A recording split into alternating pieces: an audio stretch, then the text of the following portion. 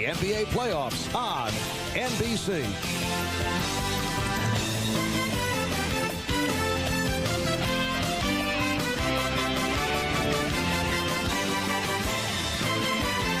Christian Javier brings it. There it goes!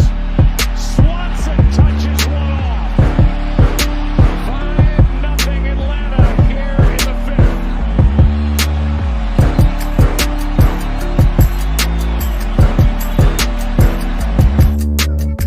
6 seconds. Murray hits it downfield. It is caught! It is caught! DeAndre Hopkins!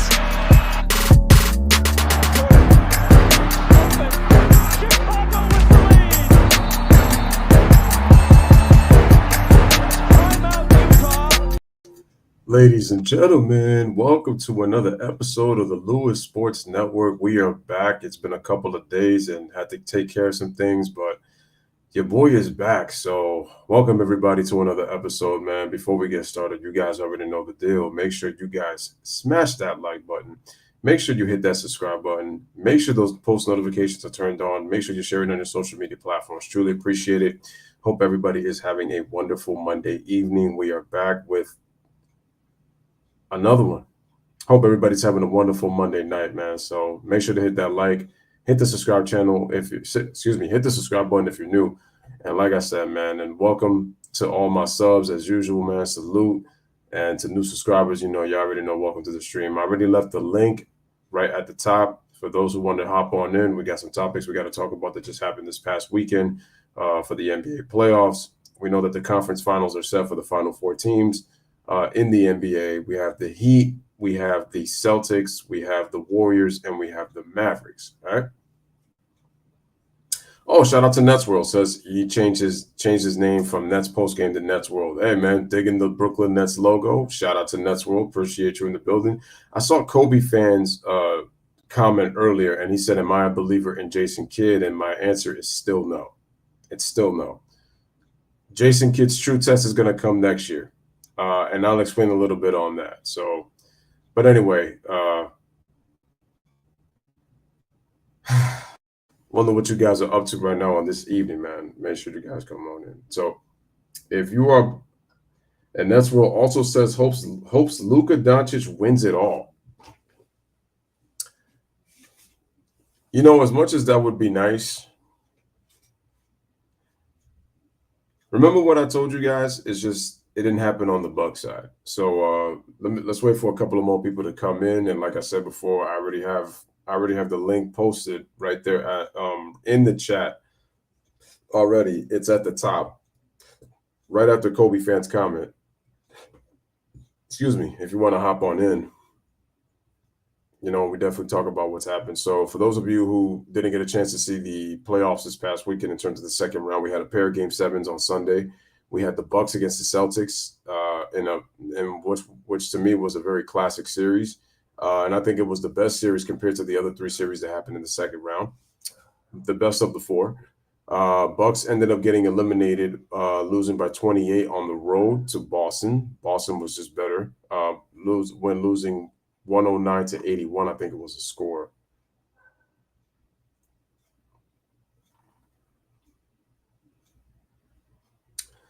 Shout out to Kobe fan. He says, Lewis, didn't you say if J. Kidd chooses this series, you would believe in him? I said I might.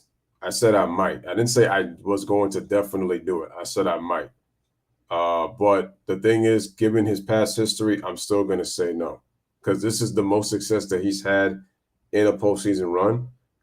With J. Kidd, he has to replicate this next year. If injuries happen to be in the way, that's one thing. But again, the true mark of a coach is try to be able to work with what he's got. So I have to see what J. Kidd does next year. I'm not ready to give him his flowers yet. Because what tends to happen is we tend to be prisoners of the moment. And then what happens is when they don't do next year, we go back and forth. It's like we praise, criticize, praise, criticize, praise, criticize. And it tends to happen a lot. And so the reason I'm just sticking to my guns for right now is I give J. Kidd credit in terms of what he's doing this postseason. But like I said, because the way he did things in Milwaukee wasn't that great. And so to me, He's done a very good job with Dallas. I just, again, have to see what happens the following season, because that's where he's going to get his true criticism. Shout out to Michelle's daughter. What's going on? What's going on? Appreciate it. Nets World says Giannis is now getting criticized. Shout out to Anthony L in the building too, guys. Make sure to hit the like. Net says, who do you think is the best in the world right now? Some people think that the door's open now that Giannis lost in Game 7. So I got to say this. I believe that Giannis, well, let me put it this way. Giannis does not deserve to get a pass. So don't get me wrong. On this channel, we give out the smoke. There was no excuses. As great as Giannis is and how great he's becoming, because he's only 27 years old, I got to give him smoke. And you got to keep that same energy. So basically, he didn't get it done. Now, there's a caveat, and obviously Chris Middleton did not play in that 7-game series. Definitely could have used his ability to score, and especially down the stretch in the fourth quarter. I know Chris Middleton has been a model of inconsistencies, but at the same time, I thought it would have been a good opportunity for him to be able to do it, considering how much attention Giannis was getting. Giannis did everything he could, but again, I'm not giving any excuses. He didn't get the job done. As the best player in the world, this is what it comes with. It comes with the territory. I'm sorry. I can't give Giannis a pass at all, and I get it right now. So my thing is, the Milwaukee Bucks players were inconsistent. They did a terrible job of defending the three. I thought they did a terrible job of taking the ball out of Jason Tatum's hands, because to be honest with you, what happened to the Milwaukee Bucks this year kind of reminds me of what happened to the Boston Celtics 10 years ago. Boston had a 3-2 lead. They stunk the joint at home, and then they lost on the road in the Game 7. Kind of the same thing with the Bucks. The only difference was that Boston team was down 2-0 to the Heat, and they reeled off 3 straight. In this series with the Bucks and the Celtics, the Bucks won the first game. The Celtics won the second game. The Bucks won the third game. The Celtics won the fourth game. The Bucks won the fifth game, and then the Celtics won games 6 and 7. That's how that series went. So just a little bit different. That's the difference. And to be honest with you, Giannis put it all on the line on both ends of the court. The problem is that as the series went along, he was getting exhausted and he was running off fumes. But this is why I also have to get on Giannis Antetokounmpo, despite the fact that he didn't get the best of help and in Game 7, and they were still able to go 7 games. The thing is, you can only do so much relying on your athleticism. Giannis has got to find a way to improve his mid-range shot. He doesn't necessarily have to shoot threes. And if he shoots threes, shoot it from the corner. For all I care. But my thing is, he has to improve his mid-range, and he needs to be he can improve his post game. He should improve his post game. Because the thing is, by you trying to do that, you don't have to exert so much energy. Giannis will be able to save himself. And let me say this, Coach, I can't even call him Coach Budenholzer, because I would have called him that. But Milwaukee's defense pretty much disappeared, in Game 6 and 7. So I pretty much have to say Coach Budenholzer, because the D in his name is no longer present, because the Bucks were not great defensively. So let me look at the comment section real quick. Michelle says Bronx, hot take Bronx style, all smoke Bronx style. Nets World says hot take, Jimmy Butler is the best player in the postseason after Giannis got eliminated. Is that a hot take? I can make an argument that Luka's been the best player in the postseason. Can make an argument. Now that I think about it, probably not. Maybe Jimmy Butler has been the best. Let me know what you guys think in the comment section. Anthony L says, salute Michelle's daughter. All smoke Bronx style. If KD had the roster of Giannis, he would have gotten swept, and KD fanboys would make excuses for him. I think they would have lost the series, but I think that's doing a disservice to Kevin Durant. Well, you know what? let's think about it for a second. Let's switch KD and Giannis. Put KD on the Bucks with Chris Middleton and put Giannis with Kyrie Irving. How would the results pan out with the roster? And let's say that they made the trades already, and they have Seth Curry, they have Andre Drummond, Nick Claxton. Let's just say they were to swap places. KD has a Bucks team at full strength, and then KD has the Bucks at full strength, and Giannis has the Nets at full strength with Kyrie Irving. And the fact that they traded James Harden, like, what would you guys think about that? So let me say this right now.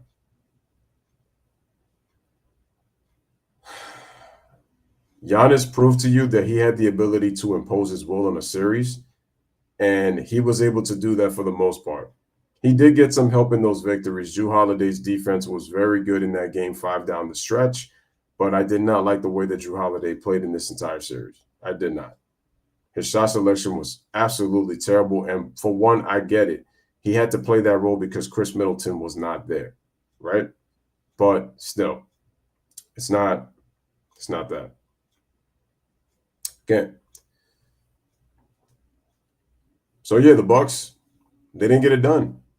And Budenholzer, to me, he's just a terrible coach. Going to the NBA Finals saved his job, and the icing on the cake was the NBA championship. Why was George Hill playing in that series when he looked absolutely awful? That's number one. George Hill was – how come Javon Carter didn't play more minutes? Could have gave you a couple of buckets in if he was able to provide. So my thing is, why wasn't he playing? I don't get it. Like, Javon Carter should have got some minutes. Grayson Allen wasn't doing anything neither. He was a liability. And that's my problem with some of these coaches. It's like they don't recognize what they have, and then they just don't, do that. All right, let me just check the comment section before I continue. Let me see. Nesro says, to be honest, we would have not gotten a pass to LeBron if we had lost this series. People think Luka or Jason Tatum right now. I think Jimmy Butler. He's better than in the 2020 playoffs. Anthony L says Giannis is still the most dominant player in the league, but he still needs to work on his shooting. Nets in 6 against the Celtics. Oh, if Giannis was on the team. Interesting. Karam says, well, Lewis. Okay. Well, Karam. Congratulations to your Dallas Mavericks on a job well done. And making their first conference finals trip in, 11 years? Yeah, 11 years. Wow. It really has been that long. Damn, time flies. That's crazy.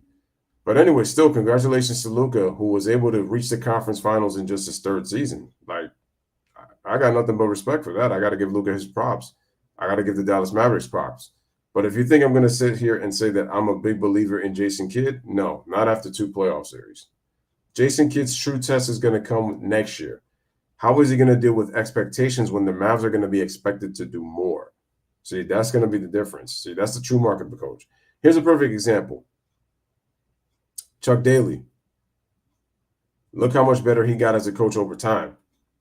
They got the right pieces, and then Chuck Daly was able to go, check it out, in a 5-year stretch. We know about the coaching career before 87, 88. But how about that? A 5-year stretch, went to 5 straight Eastern Conference Finals, 3 straight NBA Finals, and won back-to-back NBA championships. That's a successful coach right there. Hopefully for Jason Kidd, this will be great to make the finals. But like I said, his true test is going to come next year when the expectations are high. Can they live up to it? Because the Phoenix Suns weren't able to do it. So, yeah, I'm not sold on Jason Kidd, but I do give congratulations to the Dallas Mavericks. I'm going to break down that Game 7. Not much to break down, but then I go back to the series. Anthony L says best player is kind of a vague term at this point. We have to break down a little further what areas of their game makes them the best. It all depends on what we're talking about specifically. That's a fair assessment. Chris Middleton wasn't there. Yeah, Chris Middleton wasn't there, but again, got to give that smoke. You know, if you're considered the best player, you got to take the good with the bad. Is Luka the best player in the playoffs? I was just saying that it might be possible. There's an argument for Luka right now. Nets World says, Lewis, how do you feel about Rajon Rondo? Yes, for those who don't know, Rajon Rondo got himself into a little domestic violence situation, as they're kind of quote unquote saying it. But to be honest with you, I don't have a thought on Rondo right now, because what I'm going to do is I'm not going to get on top of him. I have to find out what the facts are. This is according to his ex. And you know how sometimes, and again, I'm not saying all women do this, but it's just there's certain ones that are always looking for that certain kind of attention for a bad rap. I don't know the details, but until I find out, I really got no comment to pretty much say on that Rajon Rondo situation. That would look pretty ugly if Rondo was, convicted guilty, because you're looking at, I believe they said that you're looking at 15 years of jail time if that were to be true. And I'm hoping that it's not. But like I said before, I'm not ready to talk about that until the facts are pretty much gathered. Because today, man, people will say anything for clout, man. Well, I won't. Nope. Sorry, Karam. That's just my opinion. No ifs, ands, or I give him credit for this series. I'm not giving him credit overall yet. I told you, watch Jason Kidd too long now to do that. I'm not a person of the moment. His thing will be next year, like I said, because my thing is, if Jason Kidd does horrible coaching decisions, are you going to get on him, or are you going to say no? Not ready to say that. J Kidd's got to prove that he's still got something to prove. He did a very good job in this series. I give him credit for that, but I'm not ready to jump on no bandwagon. Not doing that. But what I will say is that I was 100% wrong about the Dallas and Phoenix series. Congratulations to the Mavericks. I'm not a fan of either team, but like I said before, I picked Phoenix to win because I thought that they were the better team. But what the Dallas Mavericks showed me is how much trash the Phoenix Suns talk. And if you can't back up your trash talk, you shouldn't be talking at all, especially when you haven't won anything. And I thought with the way the Bucks beat you after you guys were up 2-0 with home court advantage, you would have thought that you would have came in a little even more hungry. But like I said, I'll get to that in just a bit. So going back, Anthony L says Coach Bud did not fully trust Portis as he should have earlier in the season, and it affected his confidence a little bit. That's true. But like I also said, George Hill and Grayson Allen were giving him nothing, and I felt that Javon Carter should have put in there to give him some solid minutes. That's another mistake that Coach Bud did not do. And that's pretty bad. And that's pretty bad. It's almost like you don't know your whole team. You finally took Brook Lopez out of the lineup and you put in Bobby Portis. That's how the Bucks were able to win Game 5 on the road, when Brook Lopez was a liability out on the court. Right? Nets World says, I absolutely hate the Western Conference and Eastern Conference final trophies. It's like a LeBron participation award.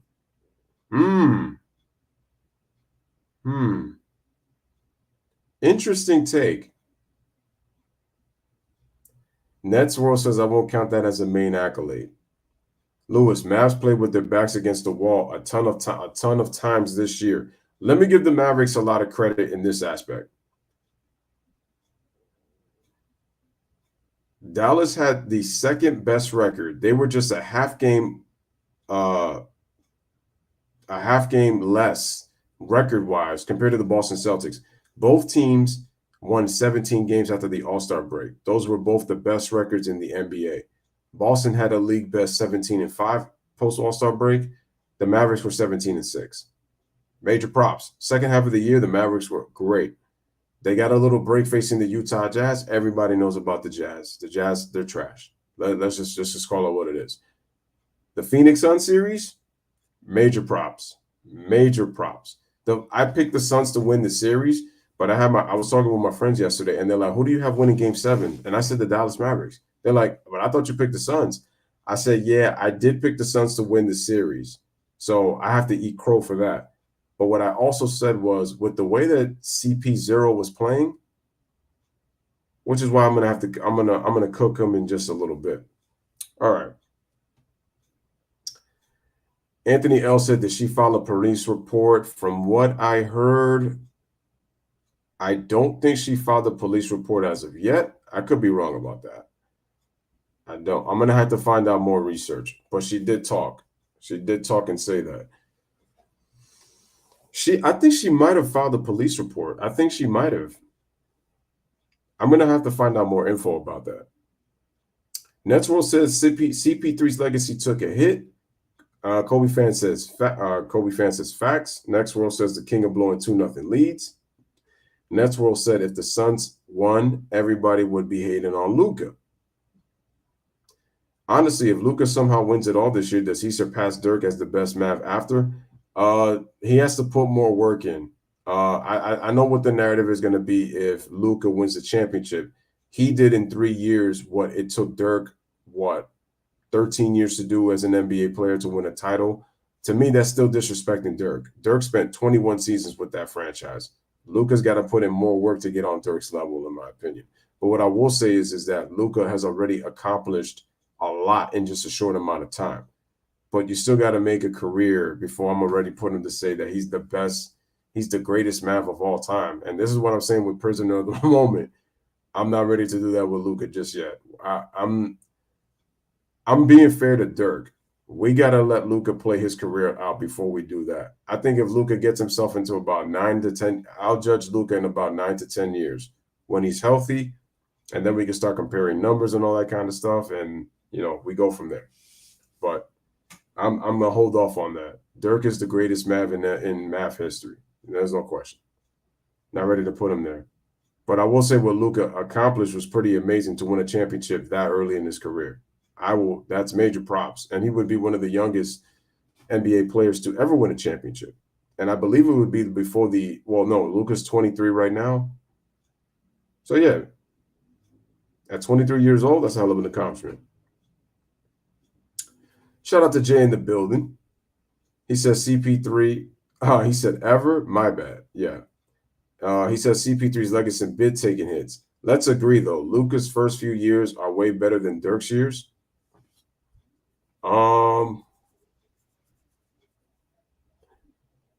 If you want to say the first 3 years of his career, I would say yes, because Dirk really didn't become good until his third season, and he didn't make an all-star until his fourth. Luka's actually been an all-star, the last 3 seasons?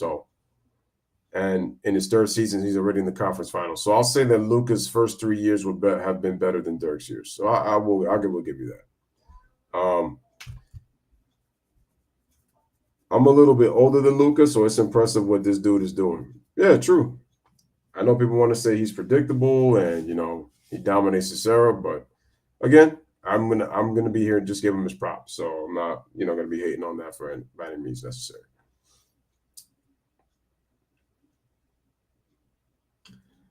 So yes, the Bucks got eliminated by the Boston Celtics, and they move on to the Eastern Conference Finals. Now, before I get to the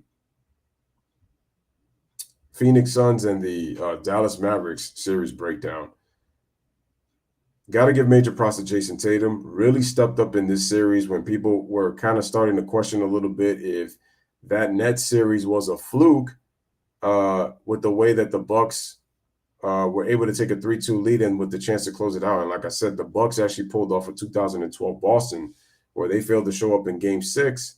So yeah, Budenholzer to me, he should have been fired last year, but it's not even going to be doing that though. So it is what it is.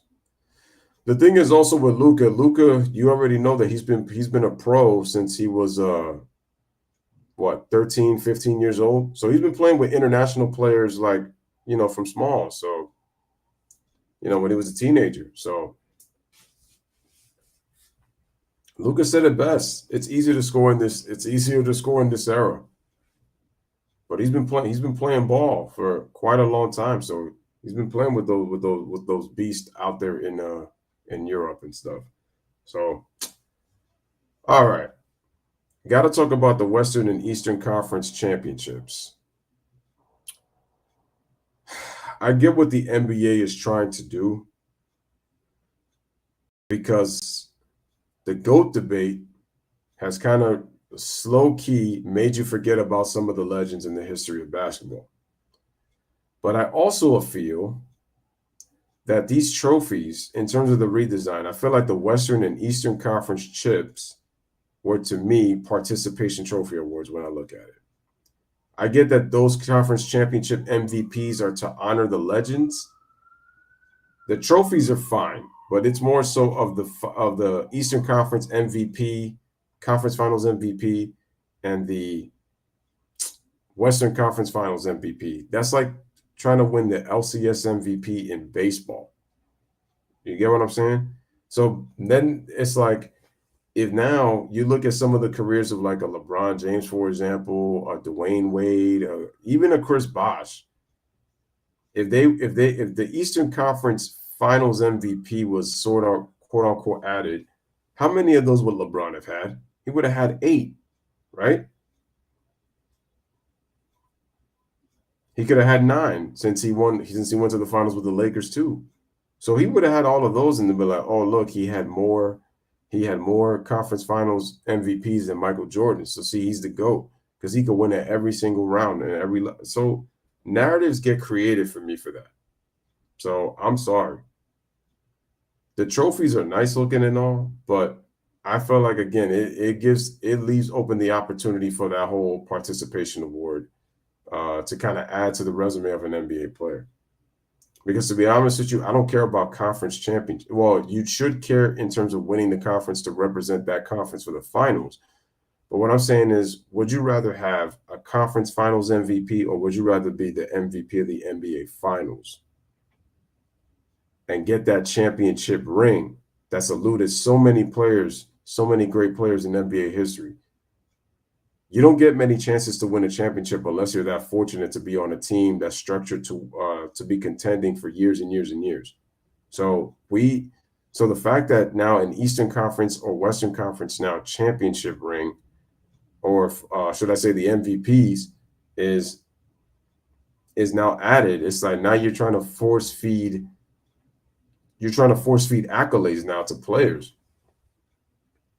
Because then now it could kind of give the excuse that, oh, well, even though so-and-so didn't make the finals, he was the finals MVP. He was the Eastern Conference Finals MVP. So, he did show up, in a big stage. And it's like, I'm sorry, man. I just feel like Adam Silver, because he's lost a casual fan, is now trying to basically just rearrange like these trophies. And like I said, people are going to feel different. Some people like them. Some people like the design. I guess some people are trying to connect it to NBA history, but it's just, and again, I understand what Magic and Larry did for the league. I understand what they did for the league. Because of those two players, the ratings in the NBA skyrocketed, with their play. With the proper marketing, they were getting tons of viewers.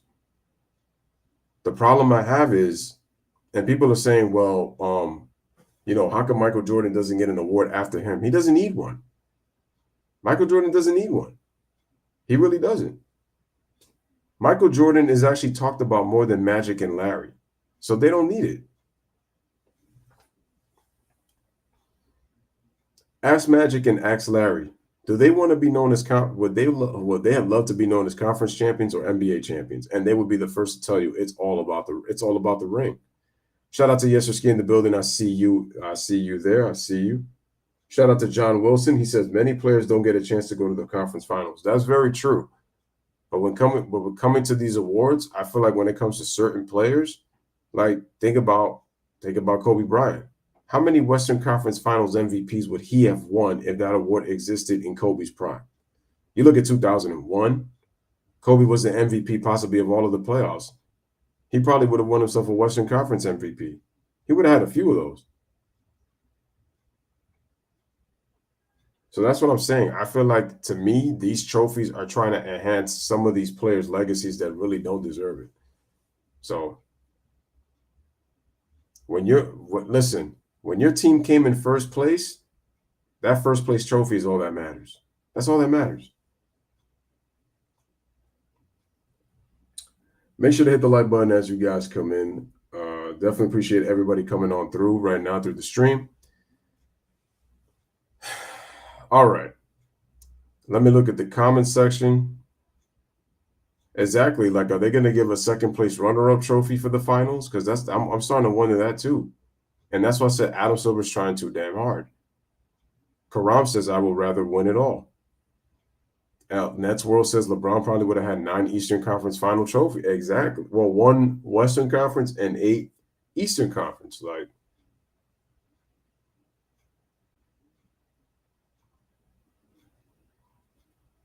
well, shout out to Yesser Ski, man. I'm doing great. How are you doing, sir? Hope everything is good with you. The Suns ate some humble pie, earned and deserved. Kobe lost a couple of times in the finals, right? So, yeah, look, much respect to Larry Legend and Magic. I love those guys. Also, check out my community post. I actually put 2 things historically that happened today on May 16th. First of all, actually, I want to give a shout out to 2 special people, by the way. I was with them pretty much just about all weekend. Shout out to my man Rio, if you're listening. Definitely appreciate you. Had a great time with you in your birthday weekend, man. Bro, love you, appreciate you as always. And then shout out to his girl, China. Happy birthday, happy 31st, love. All right, representing the BK up in Jersey. You see, I can show you a little love when I want to. You see, I'm not all that mean. The Bronx is still better, but nah, I'm just messing with that. Look, so once again, happy birthday, China. Like, definitely love you, appreciate you. So once again, shout out to the both of you, appreciate that. All right, getting back to what I was saying. Karam was saying Kobe only lost a couple of times in the finals. Definitely true. Jay says Suns ate some humble pie, earned and deserved. Yes, C says I'm doing good. Sorry to get off topic, but your Yankees are looking very good so far this season. Yep, they are. But again, still a long season. They've looked great so far. Got to see how they do against, I wonder if they play the Dodgers this year. Don't know. I want to see them against the Giants. We'll see. But the Yankees looks good so far. Best record in baseball. Didn't see that coming at all. But I'm happy, but I'm also not happy. Got to see more. Once again, salute to everybody in the chat. Now, so yeah, Adam Silver, you should have kept it simple. This whole BLM pushed a lot of casual fans away, and now with your redesign of some of these NBA trophies and adding hardware, I'm gonna say this right now too with Adam Silver. Excuse me, I don't think he's done adding more trophies.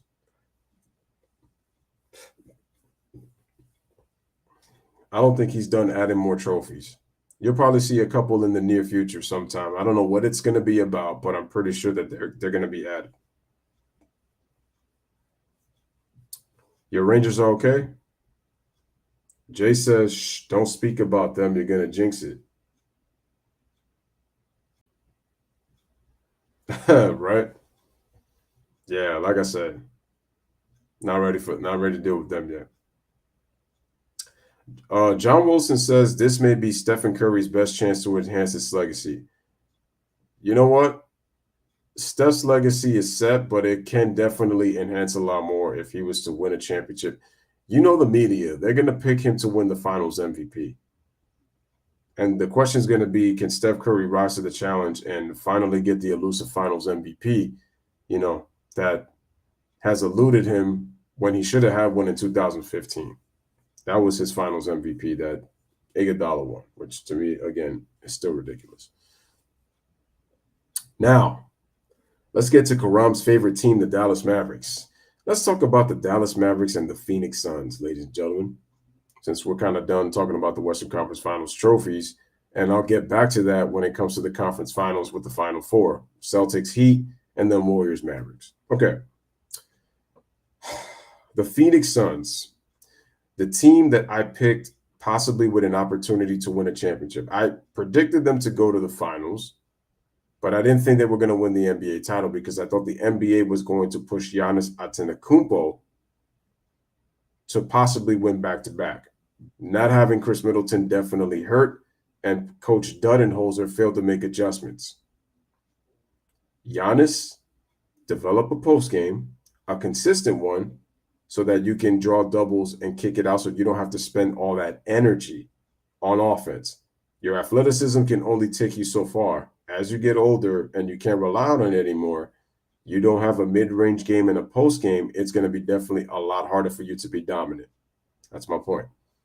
So Giannis, as dominant as he is, he also benefits from spacing as well, especially when he's in transition. But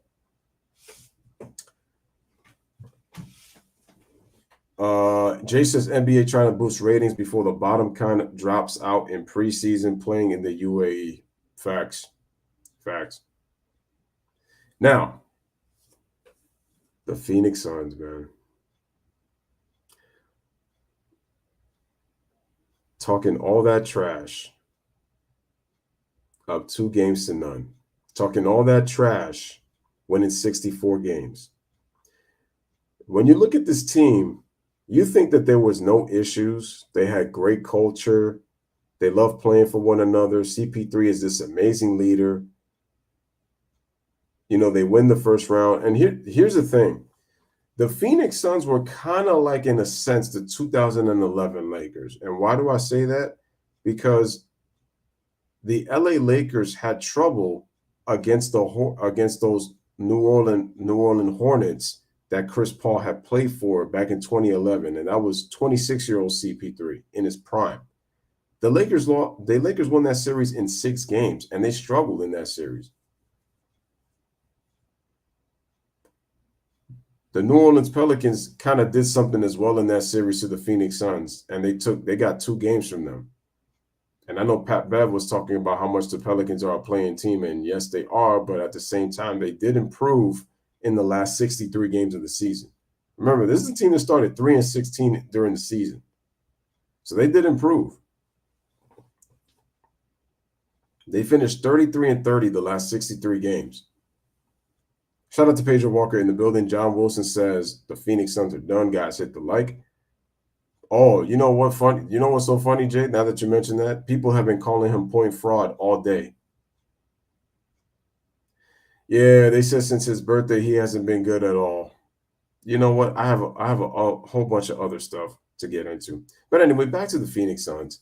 You guys win 64 games when people thought that you guys benefited off of teams being injured in the Western Conference. Lakers, no LeBron. I mean, LeBron with the sprained ankle, Anthony Davis with the groin injury. Second round, no Jamal Murray. Jokic was on his own, so wasn't really that competitive. 4-game sweep. I remember Chris Paul was trying to throw that series in the first round last year against the Lakers. Watch the tape and look at how Chris Paul played. Chris Paul tends to play always trying to gain an advantage, as if to almost say you're not as good as you think you are if you constantly need the refs to try to gain an advantage. Remember? Right. Going back to the comment section. Karam says got the draft lottery to look forward to tomorrow. Oh, yeah, right. He says the Phoenix Suns are done. Karam says since CP3's B-Day, he hasn't been good at all. Jay says people saw what I've been saying about CP3. Never had a spot on my team. Never wanted him. Does DeAndre Ayton deserve the max? Hell no, he doesn't deserve the max. Now, the Phoenix Suns have got issues. And the issues have begun to come out during the series. Reminds me of somebody I know, but I won't mention his name. So what was happening is that Phoenix was talking all that trash being up 2-0 on the Dallas Mavericks. People thought the series was over. It was a 4-game sweep. Foregone conclusion. No way the Mavs can bounce back and win, right? But Chris Paul seems to do the inevitable and tends to do this in big games in this series. Let's take a look at Chris Paul and what he did the rest of the series. So, according to my calculations right here, ladies and gentlemen, in the first 8 games of the postseason, Chris Paul averaged 22 points, almost 10 assists, attempted 15 shots, turned the ball over less than twice. Pretty good efficiency, right? In the last 5 games against the Dallas Mavericks, less than 10 points per game, less than 6 assists per game, average He lowered his shot attempts by half and committed almost 4 turnovers a game. See, people are saying, well, Devin Booker deserves to get blamed too. Here's the thing. He does deserve to get blamed because he was talking a lot of trash and couldn't back up his trash talk. And for that, he got a nice big piece of humble pie, like Jay said. Now you wonder why I called Devin Booker sharp and soft.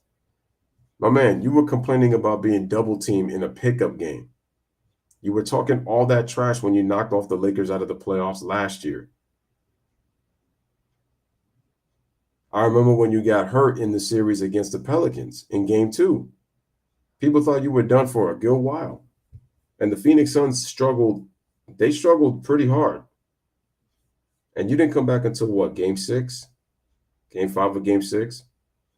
And the Pelicans still almost forced a game 7. And that's when I said the Phoenix Suns they're going to be in trouble, because if the Pelicans gave them that much trouble, the Dallas Mavericks, they're definitely going to give them trouble. But people just rid them off so early after the first 2 games.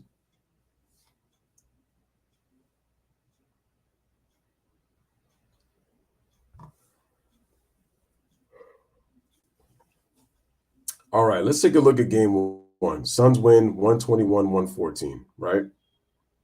Let me see. Let's take a look at Chris Paul. Scores 19 points,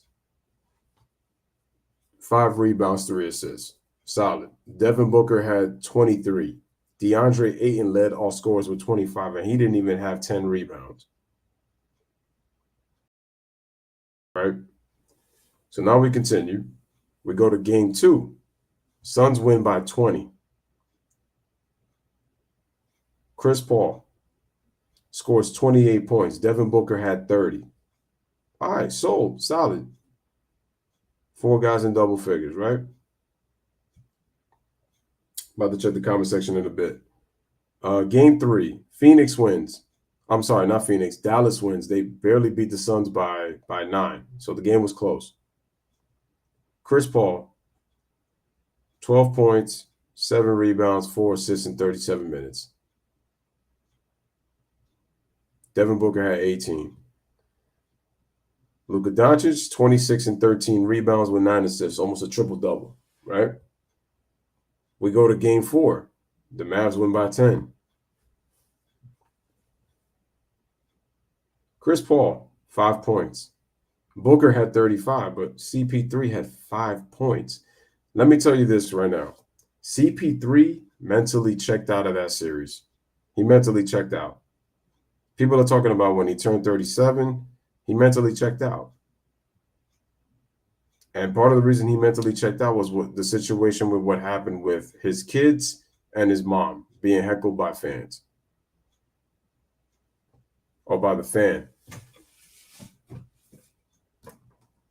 Chris Paul was so into that dude.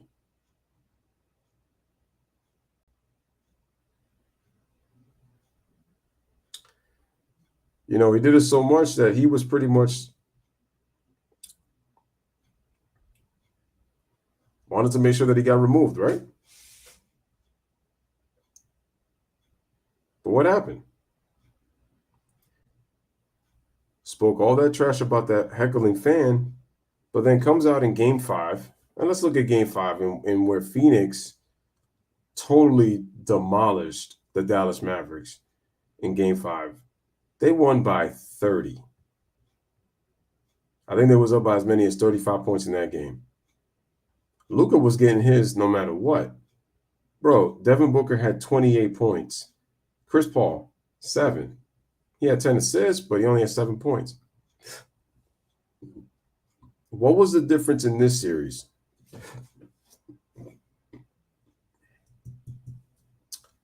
Jason Kidd actually took a page out of the Pelicans playbook. The Pelicans were starting to pick him up 94 feet on Chris Paul, knowing that he's older. The Dallas Mavericks began to do the same thing. Another thing I noticed was the Dallas Mavericks forced Chris Paul left. Chris Paul has never had a strong left hand, finishing at the rim. So they were able to force him left and stop him. And if you pick him up 94 feet, it makes it harder for Chris Paul to get the Phoenix Suns into sets. That is why I said that Monty Williams deserves blame as well, because he did a poor coaching job in terms of trying to make sure that the players were prepared enough. Also, I heard there were some internal things going on. Did you guys hear about Monty Williams possibly having a rift with DeAndre Ayton? Sources say that Monty said that he told that he told DeAndre Ayton that he quit on the Phoenix Suns. And according to reports, Ayton says he feels he's being slighted, that Devin Booker and CP3 are taking all the shots in the team and he's not getting the touches that he feels that he needs. But I'm saying with myself, I don't think that DeAndre Ayton is a max player because he's a player that does not impose his will on the game. And physically, he would get abused because he's just hanging around the perimeter. DeAndre Ayton doesn't have that personality to go get it. For someone who was a high draft pick, he has failed to live expectations. He should be a more dominant player than that. Which already tells you right there, for someone drafted as high as he was, DeAndre Ayton is not a leader. Which is why it comes back and falls on Chris Paul.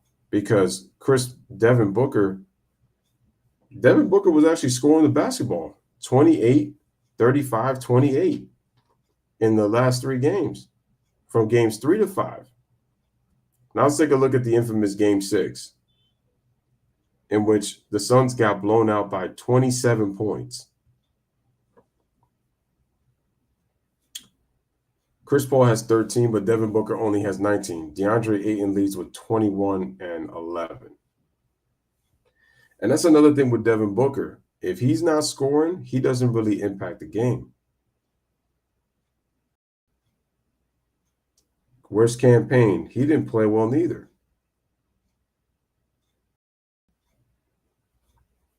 But yeah, he wants to come out and make excuses for why the Phoenix Suns lost. That's pathetic.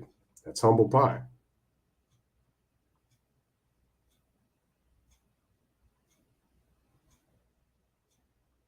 Jay says Luka loves trash talking, but he can actually back it up most of the time.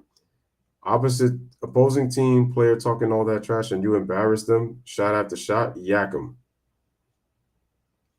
Listen, I'm actually glad that CP3 got the smoke that he did because did y'all hear Pat Beverly call out CP3 in the media? Stephen A. Snitch was doing everything possible to give him a pass, and Pat Bev was having none of it. People felt that he went a little personal with CP3, and I said, well, how many times has CP3 went personal on NBA players on the court? He's tried to physically hurt players. You don't believe me? Here's an example. Look at the Western Conference Finals. I forgot what game was it, but Kevin Durant, I think, was getting a rebound or something, trying to fight Chris Paul for it. I think the Rockets were coming down. I think the Warriors were coming down the court. And then Chris Paul ends up punching KD like right in the glute to try to take him out of the series. And then I'm going to get to his blown leads, which definitely needs to be talked about. Anthony L says the Chris Paul criticism is warranted. We saw what Alvarado did to him. Alvarado frustrated him in the first round. It was only a matter of time it was going to catch up to him.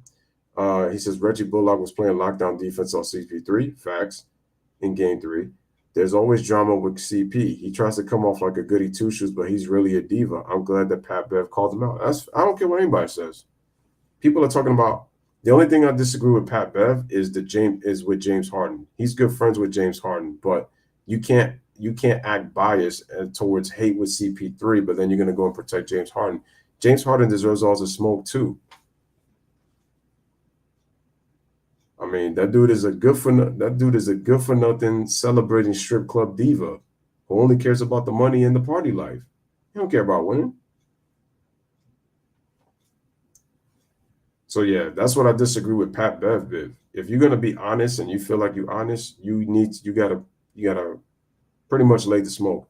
I like the fact that Amari Stoudemire, despite being an assistant coach for the Nets at one point, didn't pull any punches and didn't hold anything back. He was truthful.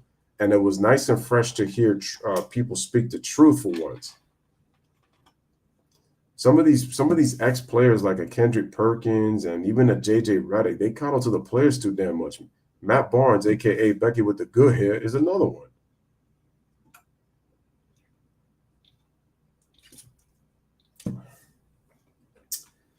But Becky with the good hair doesn't want to realize what you did to Kwame Brown was damn right disrespectful. We're not going to talk about that, right? Okay. So yeah, but going back to Chris Paul, because of the situation what happened to his mom and the kids, you go from that. Oh yeah, Chris Paul, the point guard, quote unquote, was playing with a hand. Well, he was playing with a quad injury, so we might have known. And I said, why is it that all these reports begin to come out as a team is about to lose a playoff series? How come? It always seems to happen at the quote unquote right time, doesn't it? And it always happens with Chris Paul, which is why I said he is a great point guard, but he's overrated. I've never heard of a point guard lose 5 playoff series in a best of 7, being up 2 games to none without an NBA championship, and is a point guard over Magic Johnson, over Isaiah Thomas, hell, over Stephen Curry, Oscar Robertson. What do they all have in common that CP3 doesn't? They all won championships. Those point guards that I mentioned. The stats look great and all, but the win is just the most important thing because of what it does for your legacy.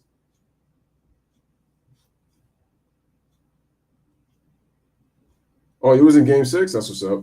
Jay says the bonus was on Chris Flaw. My brother and his friends had tickets to the game the day of the game. That's what's up. Devin Booker got that Kardashian curse. Oh yeah, we know. Look at Ben Simmons. It's so bad he hasn't played a damn game since the second round of last year. He ain't trying to choke no more. But he's still got an opportunity to choke if he decides to come back and play again for the NBA. But yeah, Chris Paul was pathetic. That dude was awful.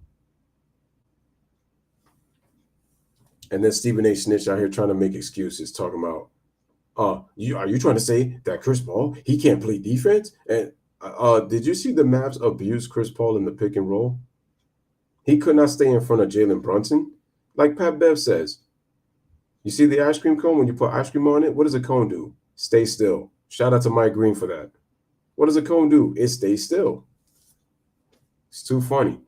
Listen, Greenberg, he loved having Pat Bev. He thought he was entertaining.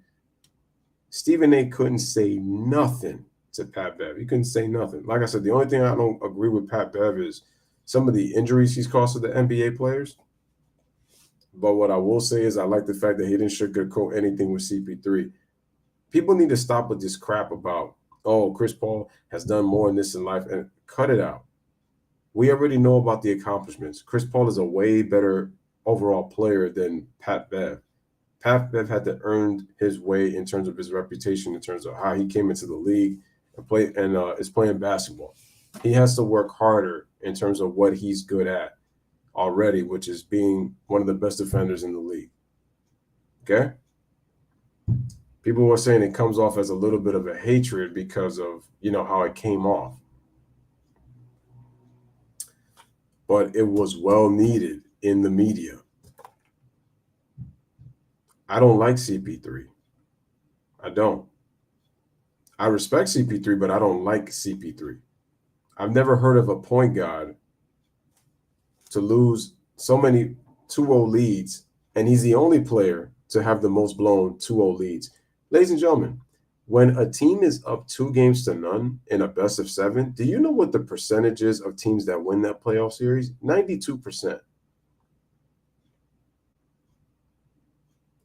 32 times in NBA history has a team that held a 2-0 lead ended up losing the series. Chris Paul has 5 of those 32 times a team has come back to win a playoff series.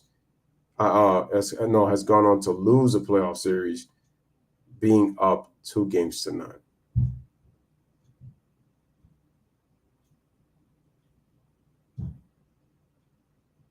So the fact that Pat Bev came on TV and kept it $100, I'm cool with that. I'm cool. People may not like Pat Bev personally. Like I said, I don't agree with what he did with Russ and some of the guys that he ended up injuring. But at the same time, and I don't like the fact that he was biased towards James Harden because he deserved all the damn smoke. That dude's a clown. But at the very least, though, in terms of CP3, bro, there's many people in the league who have said their sayings about CP3. Blake doesn't like CP3. CP3 is a little snake, bro. He comes off as Anthony L said, he comes off as his like goody two shoes type of NBA player with a nice personality, but nope, it don't cut the mustard. It does not.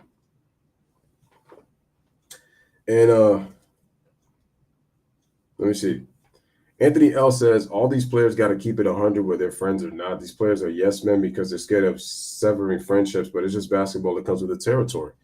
Yeah, it's like you can't even make actual basketball critique anymore. When players have like these media plants, certain players, so that they could give them info and be friends with them, they're going to go out and try to protect them.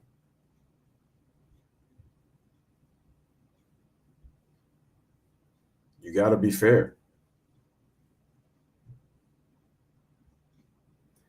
Karam says the Mavs defense made CP3 and D-Book look uncomfortable. That's very true. The Mavs actually played good defensively.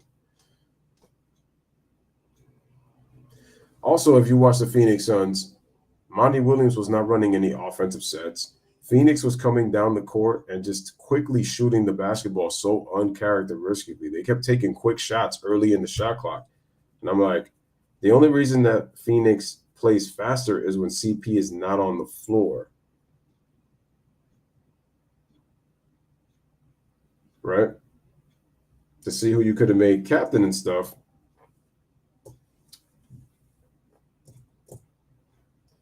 All right, going back to the comment section. Jay says, Pat Bev is a dog, runs through walls, always a spot on my team. He also says CP3 has bad juju. Everybody gets tired of playing with him. And that's another thing that I have a problem with Chris Paul.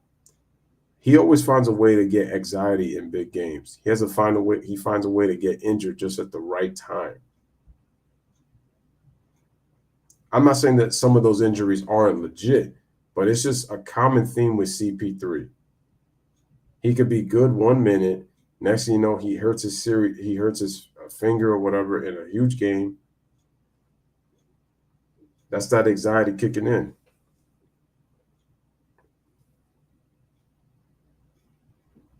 And like I said, the Mavs did a good job of forcing Chris Paul more to his left because Paul loves to go right, especially on his elbow jumpers when he's coming off the curl from the free throw line. He just loves to do that. And the Mavs took it away from him, which is why you got to give him credit.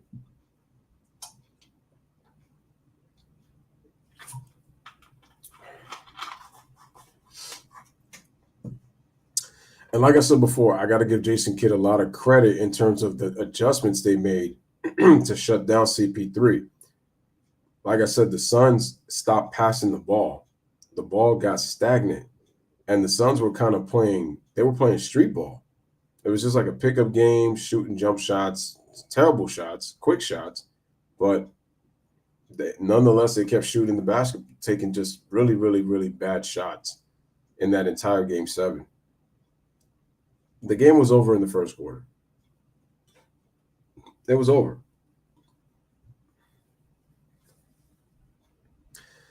Like I said, though, I'm giving J Kidd credit for this series. I'm not giving him credit overall just yet.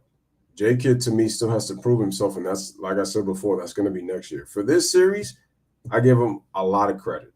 I give Luka Doncic a lot of credit. I'm just glad that the funny thing is, it's crazy. Devin Booker at one point was actually scoring the rock so much better than CP3.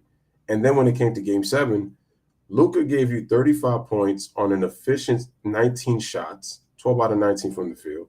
He hit 6 threes. Jalen Brunson gave you 24 to complement Luka Doncic and did what he gave you 30 off the bench.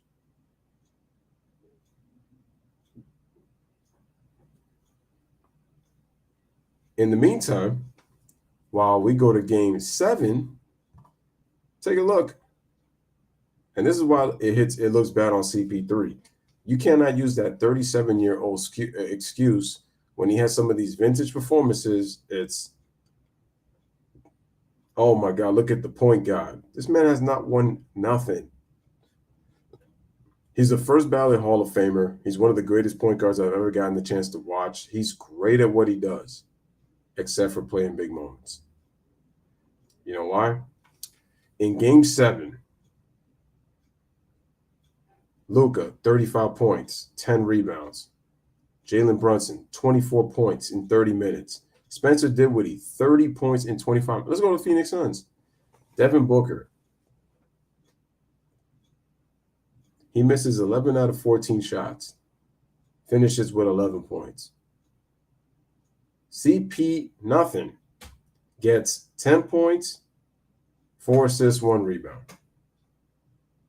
That's it.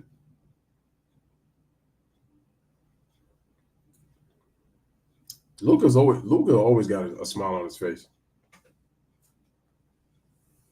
So yeah, Jason Kidd's true coaching ability is going to be tested next year when they actually have expectations. This to me is Jason Kidd overachieving along with the Dallas Mavericks and Luka Doncic. Some people predicted that the Mavs might get it as long as they run into the right team. Fortunately for them, the Phoenix Suns didn't play really up to par. But again, give the Mavericks defense a lot of credit and Jason Kidd's coaching and the brilliance of Luka Doncic. They pretty much destroyed the Phoenix Suns, and I'm glad that they got it. How are you going to talk trash, but you can't back it up?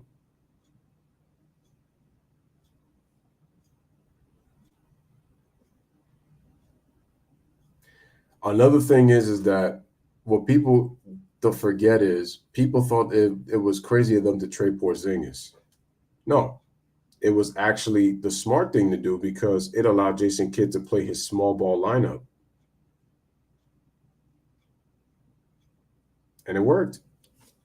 So trading Porzingis was very big for that organization.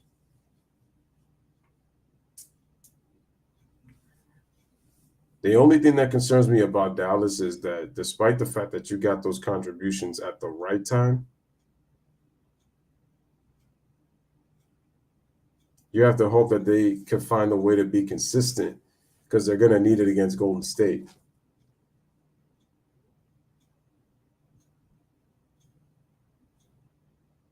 Another thing is KP gets hurt too much.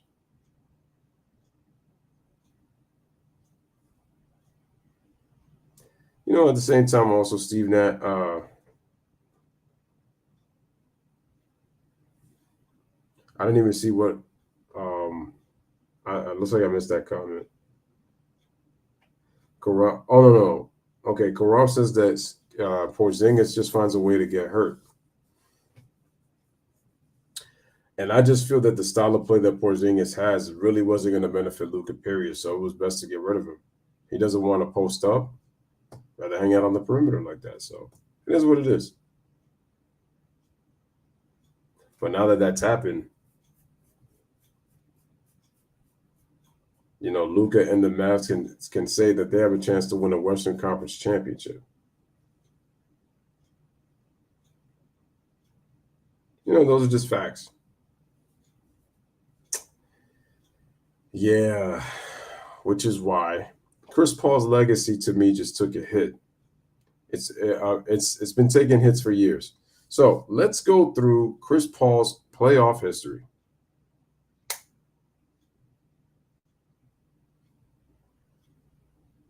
The Warriors are going to be a tough out, so that's not going to be easy. Let's take a look. CP3's NBA choke artist history. 2008 in the West semifinals. I remember that. The Hornets led 2-0, and they led 3-2. 2013, West first round against the Grizzlies. 2016, in the first round against the Portland Trailblazers. And then last year, the Bucks and the Suns in the finals. Last year. But you blown 5.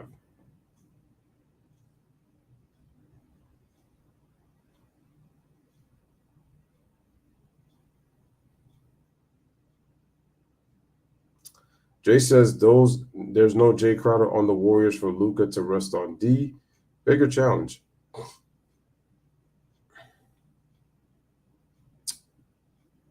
That's true. That's very true.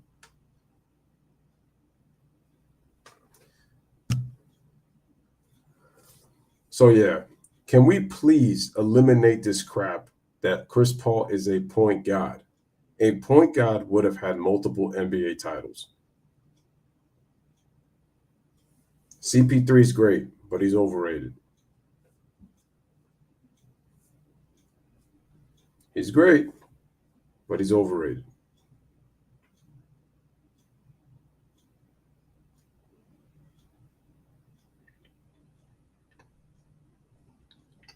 And like I said, kudos to Pat Bev for being honest and letting these media heads know what goes on.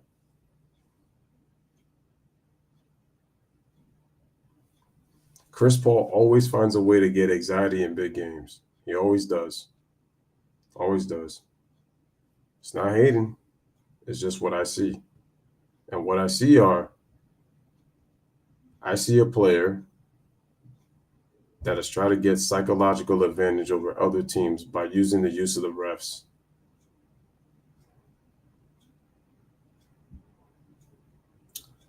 Which is what makes it even more sad, honestly.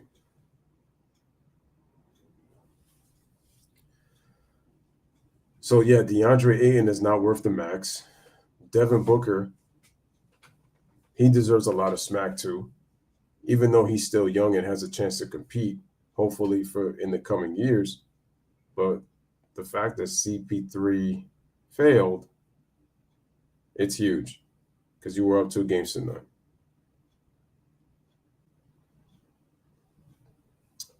I mean, what else can you really say, honestly? You really can't say much anymore. You know, that's how awful it was to lose that game 7. And you come out and don't be aggressive. People are saying, well, since CP3's birthday, he really hasn't been the same player.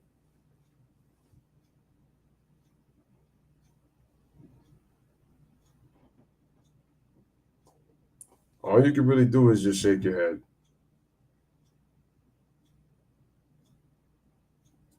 I mean, you had some people felt that they needed to give the championship. So Chris Paul has a way of underperforming in big games when the lights are on bright. Karam says, I kept telling my cousin that Harden always crumbles in big games when facing elimination, and I was calling him a friend. I was calling him a fraud. He thought I was hating.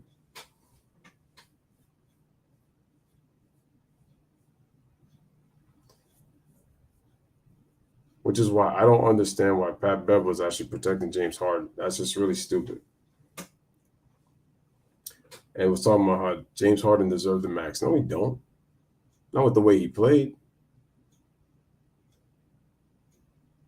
I mean, he doesn't even really take responsibility. Everything is an excuse for Harden.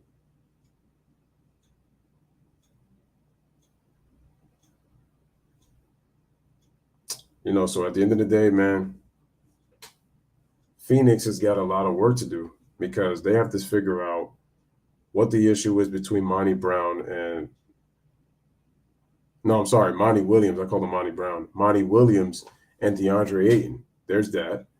There's the issue that CP3 might have been hurt, which is why he didn't perform to his capabilities. I don't want to hear that. Just accept the L and move on. You know, that's all I'm saying. Like, it's just at the point where it's like it's done. It's just done.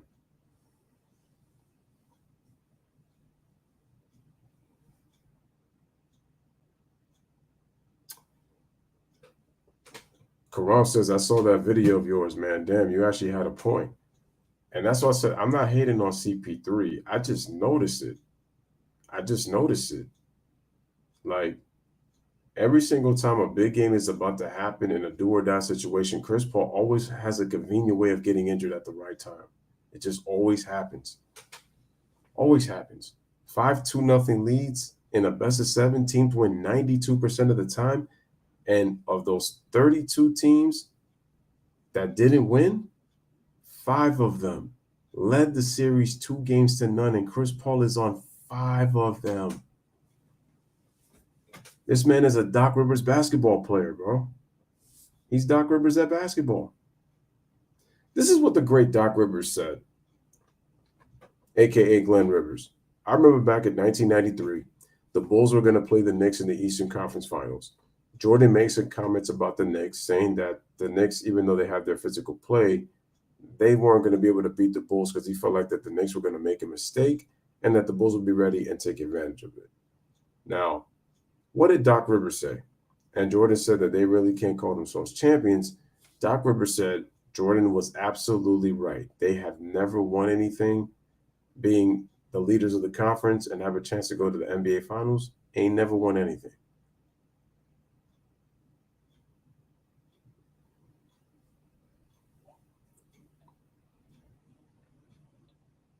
And that's why I said that DeAndre Ayton is very lazy. He has Skip, I don't always agree with Skip, but Skip is absolutely right. DeAndre Ayton has a low motor.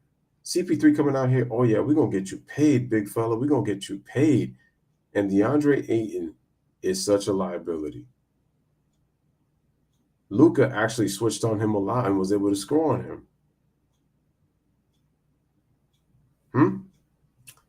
All right, so let's take a look at the comment section real quick. Yeah, exactly. Yeah, Karam, that's what it is. James Harden is another overrated player. He says, Anthony L says, Lewis, don't forget how rude he was to Malika last year after Rachel Nichols was fired.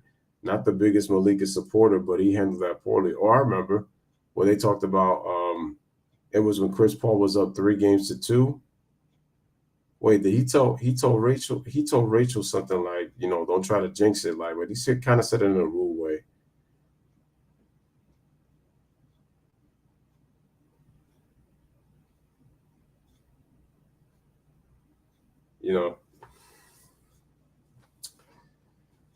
Oh, it's crazy. Anthony L also says, I don't understand how he can let Monty Williams take all the responsibility and not at least take the initiative as the leader and veteran to take the ownership for not executing on the floor. And that's my problem with CP3.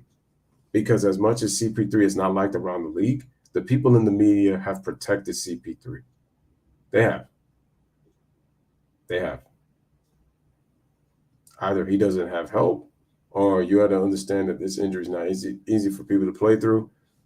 Listen, somebody said if you are not 100%, but you put yourself out there on the basketball court, baseball court, foosball, whatever, you're going to play.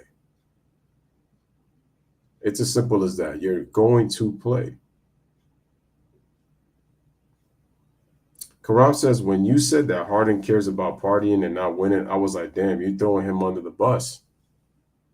I don't give a crap if I'm throwing him under the bus, because what I'm saying is the truth.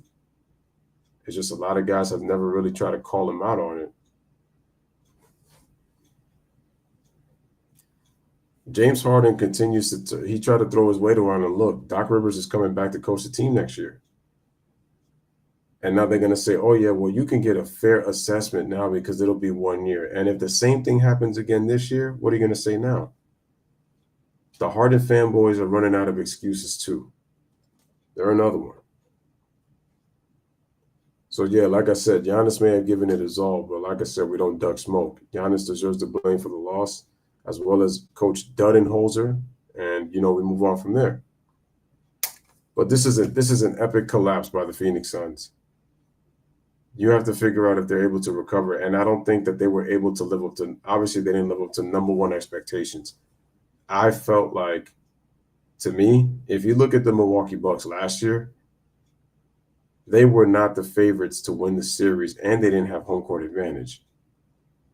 The Phoenix Suns did. And you ended up losing the series. No, the Milwaukee ended up winning the series.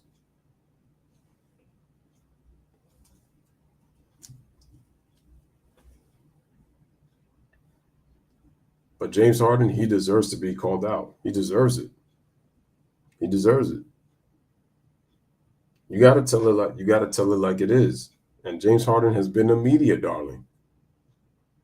There's no way to defend the stuff that he's done. No way. Not a chance. So once again, CP3, that's all you are. You were not no point guard like a lot of your fanboys in the see. This is the problem with the media. They find a way to make creative nicknames. It brings out an alter ego of these players. And now look, now that they've lost, now they want to come out with these quote unquote reports of a quad injury. Like I said again, sounds like somebody I know.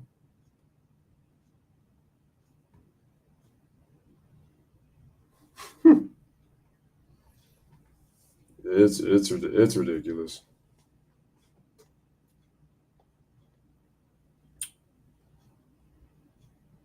Yo, shout out to Kid. What's up, ladies and gentlemen?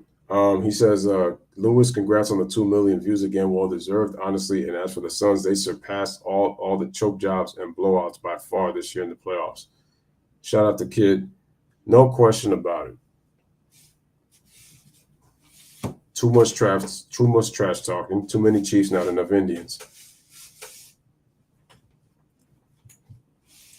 People are like, well, you got to understand, they didn't bring Chris Paul for his scoring. No, they brought him for his leadership. And Chris Paul failed as a leader in this series. Yeah, he cooked and all that kind of stuff, and, but still, it doesn't negate the fact that he found a way to choke. And this is another series. Check out the series right here in terms of who he's lost to. I got it right here.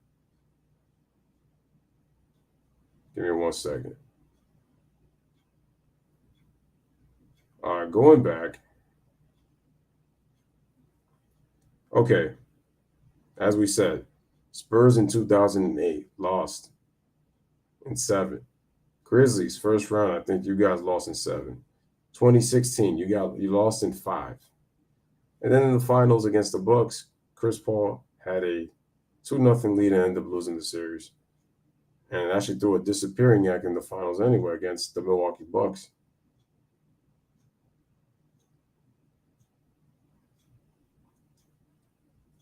Yep.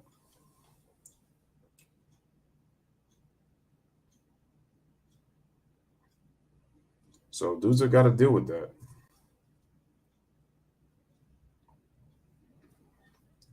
Let me look into the comment section.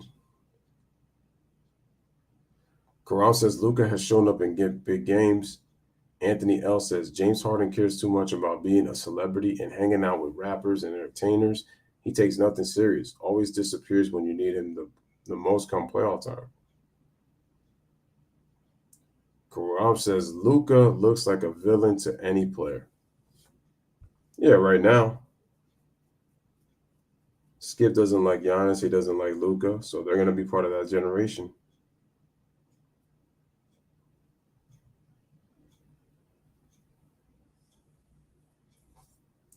So which is why Giannis has got his head down. So does CP3.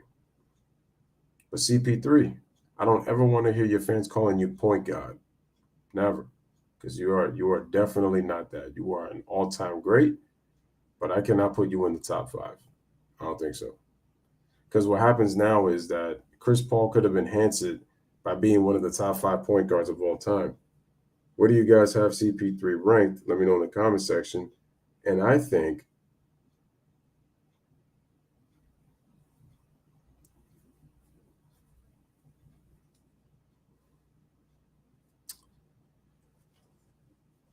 which is why I think that CP3 has got to figure out that's what the Phoenix Suns in themselves, they have to figure out what decisions they're going to make over the summer. They have some decisions they have to make as an organization. And the roster could use some retooling. Anthony L says, oh no, I still read that. Karam says Luka looks like a villain to any player. Ralph says Harden and CP3 are the most notorious chokers in the modern NBA. As far for Harden, he's way too worried about blowing his money at the strip club, and for CP3 really tarnish his legacy.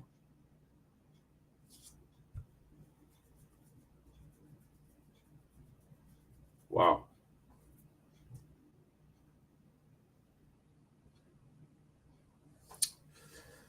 All right, ladies and gentlemen, we're going to look through the conference finals preview really quick, and we'll go into in-depth about that probably sometime tomorrow, sometime later today.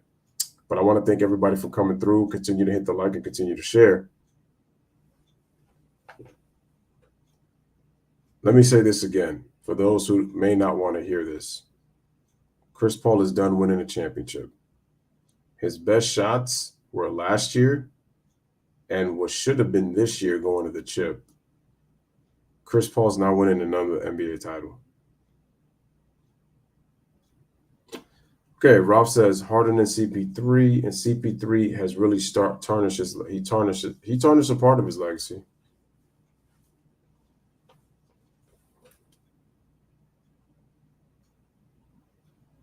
And the funny thing is, after the game, Chris Paul talked about how frustrated he was for not being able to run the team. I said, that's because you mentally checked out on your team. You quit on them.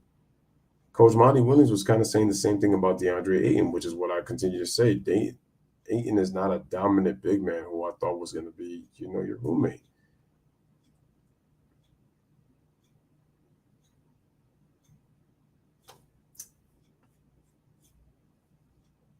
That window has set sail. It's over for CP3. He's not winning another championship. Shout out to Nets World and Ralph. Thank you for the 2 mil compliments. I definitely appreciate that.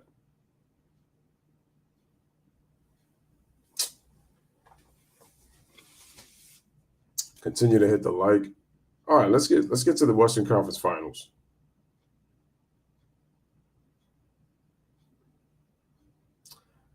So for the conference finals, we have the Heat and the Celtics, and we have the Warriors and the Mavs. And I think these are going to be 2 really exciting series right now, right? CP3 is a first ballot Hall of Famer. So let me just say that really fast. He's got the accolades of a first ballot Hall of Famer on the first year of eligibility. That's a testament to his greatness. But when it comes to being a winner, he's overrated. He's overrated. When the series start to mean more, he'll struggle even more.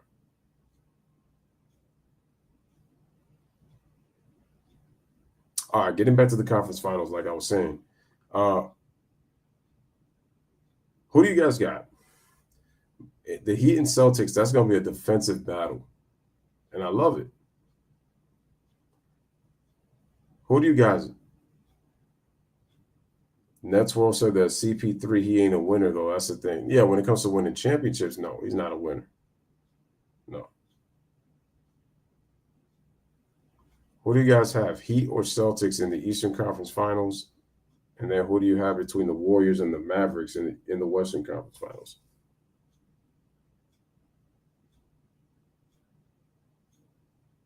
Ralph says, Lewis, someone on Twitter said that had CP3 would have shot JFK instead, the war would have still been alive, and that dude may be right.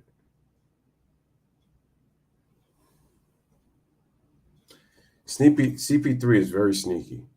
I agree with Pat Bev. He's known to throw his little cheap shots too.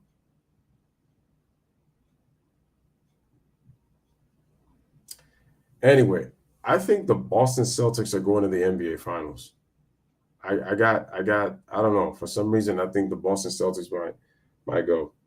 I got Celtics in 7, or I got the Heat in 6. Nets World has got the Mavericks in 7, and he's already jumped into the Western Conference Finals. So Western Conference Finals-wise, we got the Golden State Warriors against the Dallas Mavericks. Game 1's going to be in Golden State. Yeah, people were saying that. I felt like people wanted the Celtics there for the rivalry that both teams had. So it's trying to rekindle that. But what I'm going to say is if this is Adam Silver's way of getting the fans back, you're going to have yourself a problem.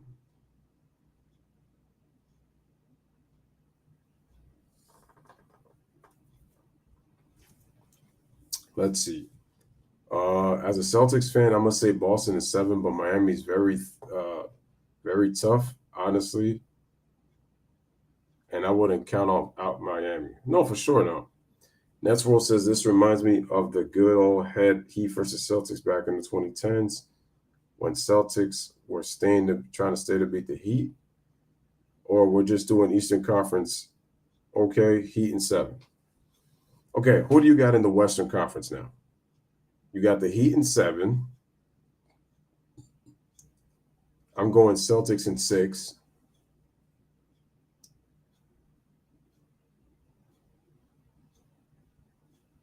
Yep. Who do I have going to the finals between the Mavs and the Warriors? Yeah. Golden State is going to represent the Western Conference this year. Unless something happens and you're injured, I got the Golden State Warriors going to the NBA Finals.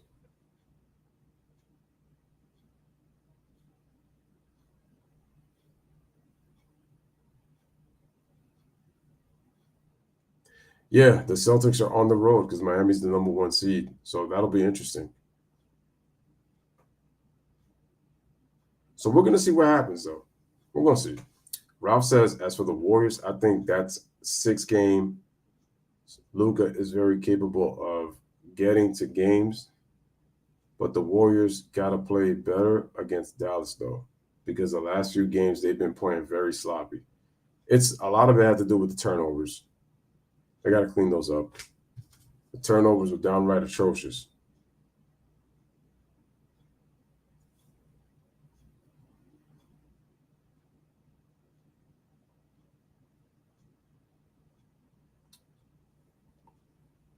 The Warriors have got to clean up those turnovers if they're gonna do something. Nah, Kobe fan, you're good. You're good. Don't worry about it.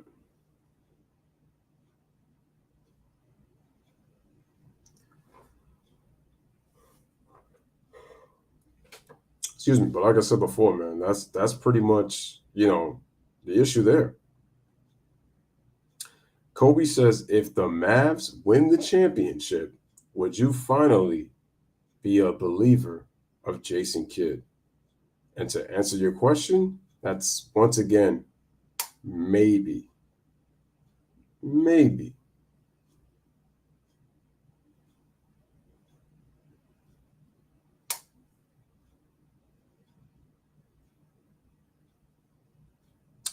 But I think that if the Mavs somehow pull the upset and they get Golden State, remember, they're playing with house money, so the Mavs have nothing to lose. They overachieved this season no matter how much people will try to spin it. The Mavs overachieved. Nobody saw them getting this far, and here they are. So they have a golden opportunity to make history here. Will they do it? It's going to be a tough hill battle. But I got the Warriors in 6. But we'll see what happens. And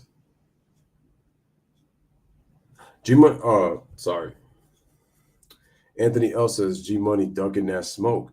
He needs the answer for his Memphis pick.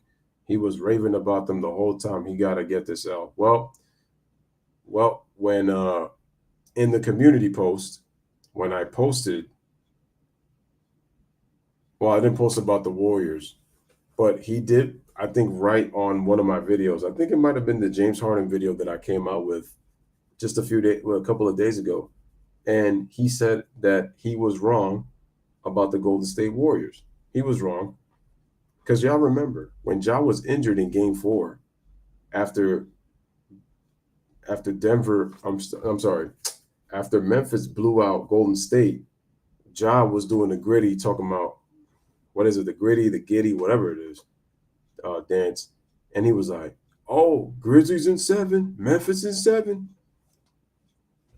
What happened in Game 6? They lost.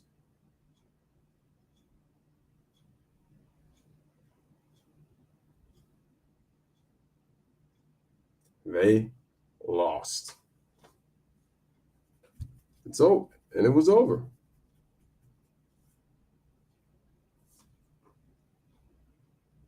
I told y'all about the Memphis Grizzlies that experience isn't always going to be a factor in certain playoff series. But I said against the Golden State Warriors, it was going to happen because of the amount of sloppy play and mistakes the Grizzlies were making against the Timberwolves.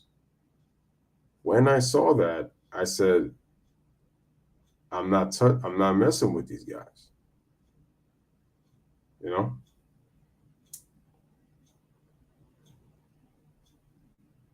So John Morant's got to eat some humble pie because he ran his mouth and had nothing to say for it once the Warriors eliminated, them.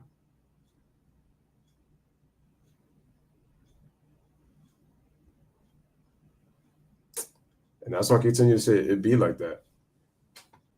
Ralph says, Game 6, Clay, shut that noise down. Yeah, Clay was good.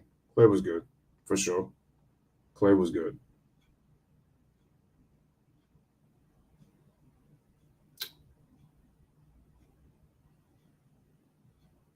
Oh, Ralph says, Lewis for the Mavs. Who else will step up for them? Luka will be ready to play, but who else will step up for them because Golden State's going to be ready? Well, you have to hope that Jalen Brunson and Spencer Dinwiddie can give you that similar type of play. You can do that. You give yourselves more opportunity to pretty much finish what you started. And then obviously you got to make sure that you got to try to get it done.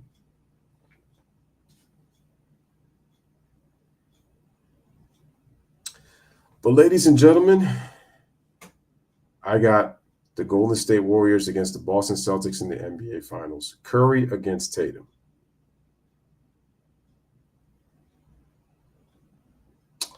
So this is going to call it a night for me. Just wanted to do this really quick. I might do a little bit of an extension between these four teams where I get into further breakdown, but I just wanted to cook on the Bucks and the Suns. So Giannis Antetokounmpo, I see you crying over there with your BLM jersey and all, but you got to take this smoke.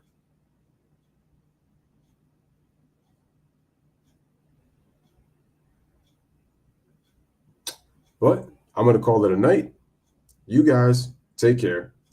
Appreciate you guys always being here. Thank you for the support.